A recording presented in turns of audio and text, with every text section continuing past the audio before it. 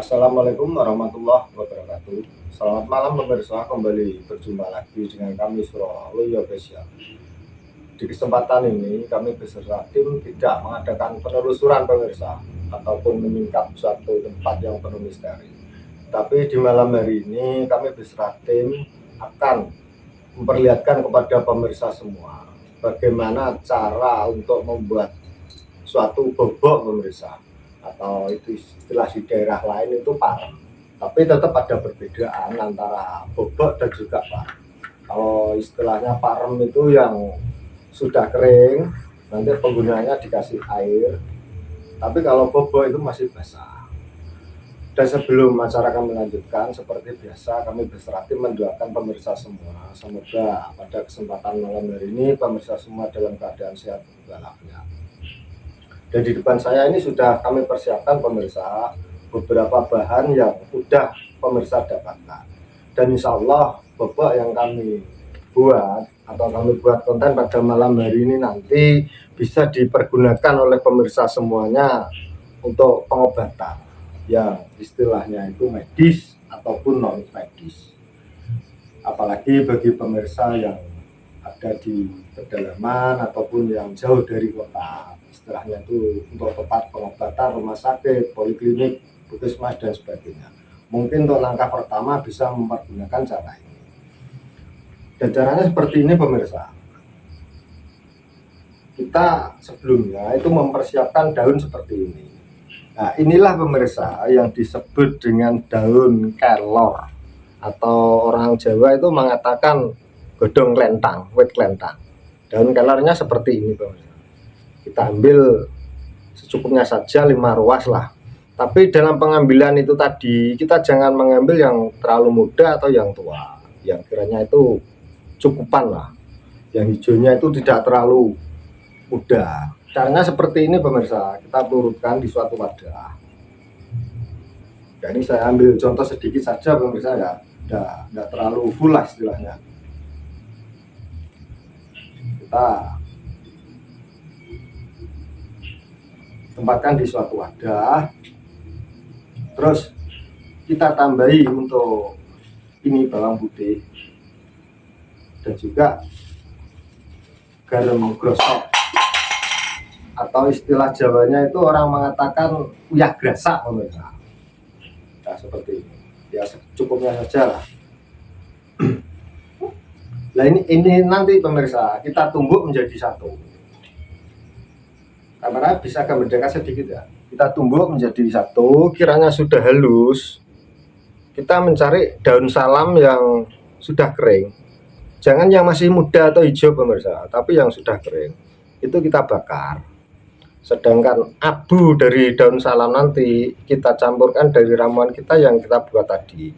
Kita aduk, kita kasih air secukupnya. Tapi kalau bisa jangan terlalu banyak airnya. Ya istilahnya itu agak kental lah.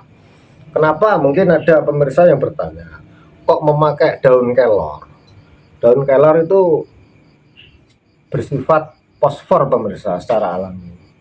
Dia itu sebagai penyembuh atau pelarut lah istilahnya dari unsur negatif, baik mereka orang yang pernah dulu mudanya itu belajar kanuragan, dia melakoni suatu ilmu, dalam tubuhnya ada kodam ataupun susu apa, insya Allah dengan daun kelor ini kita tempelkan itu bisa keluar kodamnya. Tapi ya otomatis kita memakai doa seperti apa yang kita anut, istilahnya itu kalau muslim ya bagaimana orang muslim, kalau selain muslim non muslim ya bagaimana.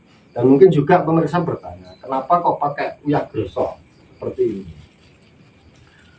Seperti yang dulu pernah saya utarakan di video terdahulu, bahwasanya garam grosok atau uyah grosok ini mengandung unsur alami. Sama pemirsa, garam grosok itu sifatnya pelarut, juga penyembuh atau penetral. Jadi kalau kita campur dengan daun kelor tadi, ya otomatis saling memperkuat. Demikian juga ini bawang putih. Kita cukup satu siung saja pemirsa ya, istilahnya satu biji saja. Kita tumbuk, kita campurkan. Ya, sifat dari Bawang putih ini juga sama sebagai penetral suatu unsur negatif yang ada pada diri seseorang. Dan dengan cara seperti itu, insya Allah penyakit atau derita yang dirasakan oleh pemirsa atau keluarga kita itu bisa minimal berkurang lah. Ya saya ulangi sekali lagi bahwasanya kita tumbuk halus, terus daun salam yang kering kita bakar, abunya kita campurkan, kita aduk, kita kasih air secukupnya lah. Nah, tata caranya kita membuat bobot seperti ini 3 hari pemirsa. Setelah jadi kita balurkan di mana tempat yang kiranya itu kita merasakan sakit, entah itu yang ada di perut, di dada, punggung, paha, atau yang lainnya. Kalau Islam ya mungkin ada cara tersendiri pemirsa. Kalau bagi yang muslim, sebelum mempergunakan ini kita membaca bismillah dan juga sholawat Nabi. Terserah sholawatnya apa yang kira-kira pemirsa itu sudah hafal atau yang biasa diamalkan sehari-hari. Dengan membaca bismillah tadi dilanjut sholawat Nabi 11 kali, disambung dengan bacaan Asmaul Husna, yaitu bacaan yang ghafur juga 11 kali. Terus kita tiupkan ke bobot yang telah kita buat tadi, kita balurkan ke tubuh mana yang kiranya itu dirasa sakit. Tapi jangan kita renggang pemirsa ya, istilahnya itu kita harus rutin, istilahnya itu istiqomah selama 3 hari berturut-turut. Saya yakin insya Allah apa yang pemirsa rasakan, entah itu penyakit medis atau non medis, itu bisa ada perubahan. Kenapa saya bilang demikian? Karena saya sudah pernah mencoba beberapa orang dan alhamdulillah pemirsa hasilnya itu di luar dugaan. Si pasien tadi atau orang yang menderita sakit tadi itu bisa merasakan khasiat dari bubuk itu. Ya semua memang ketentuan Allah Subhanahu wa taala, tapi kalau menurut saya pribadi kita kan juga tetap membutuhkan suatu lantaran. Nah, bagi yang non muslim silahkanlah berdoa menurut keyakinan dan agamanya masing-masing. Nah, yang beragama apa ya terserahlah. Yang penting itu ada niatan kita berdoa kepada yang kuasa. Dan saya berharap kepada pemirsa untuk tidak terjadi kesalahpahaman atau gagal memahami dalam video ini. Kalau pemirsa kurang paham bisa diulangi lagi.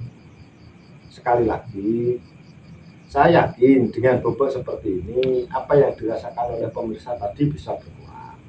Dan bahan-bahan yang saya utarakan ini sangat mudah pemirsa didapatkan, yaitu daun kelor. Cukup kita ambil 5 ruas, uyah grosok tadi kita campurkan 1 sendok teh atau setengah sendok makan, 1 siung bawang putih, dan juga ini daun salam tapi yang kering pemirsa. Walaupun namanya sudah jarang didengar, jarang orang menanam, tapi untuk daun salam yang kering ini menurut saya masih mudah didapat di pasar-pasar atau mereka yang berjualan, ibu-ibu itu kan banyak.